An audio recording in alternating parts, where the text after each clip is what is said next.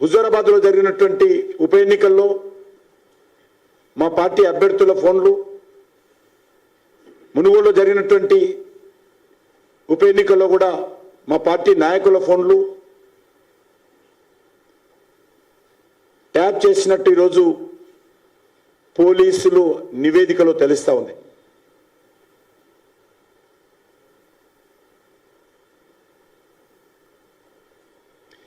అంతేకాకుండా పెద్ద పెద్ద పారిశ్రామికవేత్తల ఫోన్లు,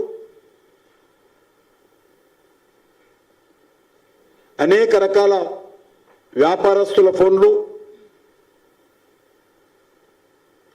సమాజంలో ప్రముఖ వ్యక్తుల ఫోన్లు, రాజకీయాలకు సంబంధం లేకున్నా కూడా ఈ యొక్క ఫోన్లను ట్యాప్ చేయడం జరిగింది. నేను ఈరోజు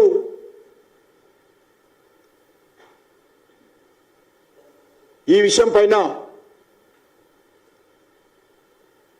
ఆనాటి ముఖ్యమంత్రిని ప్రశ్నిస్తా ఉన్నాను. దీనికి కారణం ఎవరని అడుగుతా ఉన్నాను.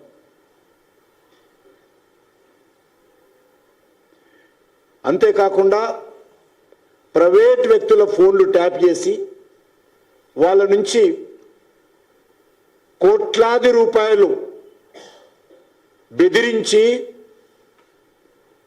భయపెట్టించి వసూలు చేశారనే విషయాన్ని కూడా ఈరోజు పోలీస్ అధికారుల ద్వారా దర్యాప్తులో బయటపడతా ఉంది.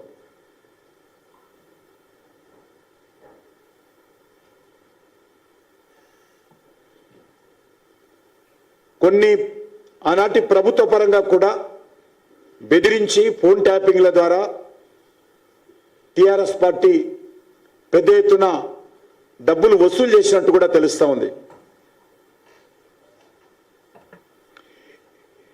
ఇందులో వస్తున్నటువంటి వార్తల ప్రకారము ఆనాటి ముఖ్యమంత్రి కేసీఆర్, వారి కుటుంబ సభ్యుల యొక్క ప్రమేయం, ప్రత్యక్ష ప్రమేయం ఉందన్న విషయం కూడా ఈరోజు బయటపడతా ఉంది.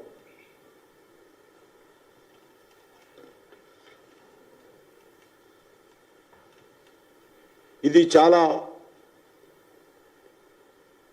తీవ్రమైనటువంటి అంశము. దీని ఫలితాలు కూడా చాలా తీవ్రంగా ఉంటాయి.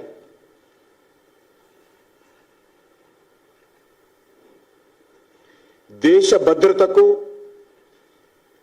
దేశ సమగ్రతకు భంగం వాటిల్లే అంశంతో ముడిపడి ఉన్నప్పుడే, అది కూడా హోంశాఖ కార్యదర్శి, హోం సెక్రటరీ యొక్క కార్యదర్శి యొక్క అనుమతి ఉన్నప్పుడే, లిఖితపూర్వకమైనటువంటి అనుమతి తీసుకొని మాత్రమే ఫోన్ ట్యాపింగ్ చేయాలి. ఎవరైతే ఫోన్ ట్యాపింగ్ చేయాలనుకుంటున్నామో ఆ వ్యక్తికి సంబంధించినటువంటి పూర్వపరాలన్నీ కూడా హోం సెక్రటరీకి పంపించి, ఈ రకమైనటువంటి నేషనల్ ఇంటిగ్రేషన్ సంబంధించి,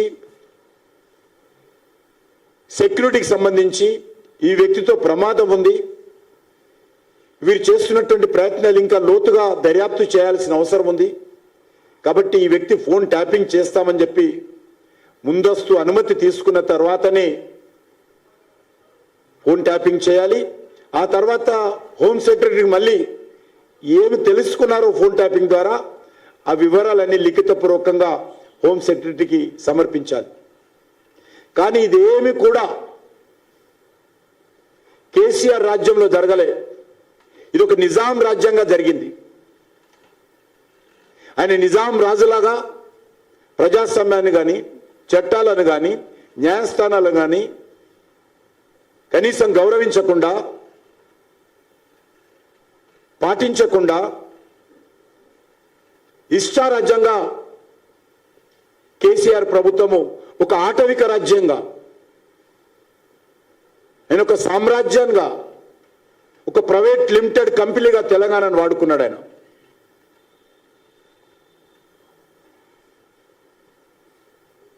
ఇది పూర్తిగా ప్రజాస్వామ్య విలువలకు సంపూర్ణంగా విఘాతం కలిగించే విధంగా వ్యవహరించాడు. ఇది ప్రభుత్వమే గుట్టు చప్పుడు కాకుండా చేస్తున్నటువంటి దోపిడీకి నిదర్శనమని మనవి చేస్తా ఉన్నాను. దేశ సమగ్రతకు మాత్రమే భంగం కలిగించేటువంటి వ్యక్తుల ఫోన్లు ట్యాపింగ్ చేయాల్సినటువంటి ప్రభుత్వము ఈ ట్యాపింగ్ చేయడం ద్వారా ఈ ప్రభుత్వమే దేశ సమగ్రతకు దెబ్బతీసే విధంగా వివరించింది.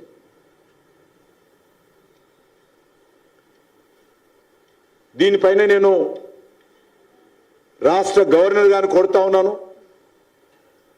ఉన్నత స్థాయి జరగాల్సినటువంటి అవసరం ఉంది. హై లెవెల్ ఎంక్వైరీ జరగాలి. దోషులు ఎవరైనప్పటికీ కఠినమైనటువంటి చర్యలు తీసుకోవాల్సినటువంటి అవసరం ఉంది.